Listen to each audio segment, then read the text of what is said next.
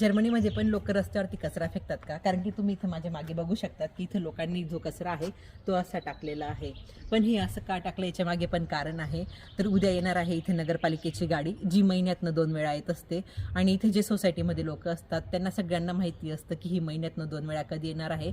म्हणून त्याच्या आदल्या दिवशी सगळेजण असं व्यवस्थित ही जी पिवळ्या कलरची पिशवी आहे याच्यामध्ये आपापला कचरा पॅक करून इथे ठेवून जातात, जेणेकरून उद्या जर नगरपालिकेची गाडी आली तर त्यांना हे उचलायला पण इझी असेल आणि क्लीन करायला पण इझी असेल. तर इथे प्रत्येक एरियासाठी वेगवेगळी तारीख असते. जसं आता आमच्या एरियामध्ये उद्याची तारीख आहे म्हणून हे उद्या येऊन सगळं घेऊन जातील आणि ते सकाळी 6-7च्या दरम्यानच येऊन जातात. म्हणून इथे गाडीवाला या कचरा निकाल वगैरे असं काहीच होत नाही. आता तुम्हाला प्रश्न पडला असेल की ह्या ज्या सगळ्या पिशव्या आहेत ह्या एकसारख्या कसं काय पिवळ्या कलरच्या?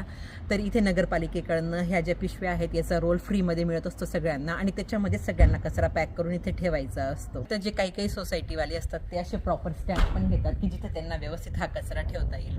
तर आता मला तुमच्यासाठी प्रश्न आहेत, भारतात तुम्ही ज्या एरियात राहतात तिथे तुमची नगरपालिका तुम्हाला असं फ्रीमध्ये पिशव्या देते का, की त्या तुम्हाला विकत घ्याव्या लागतात?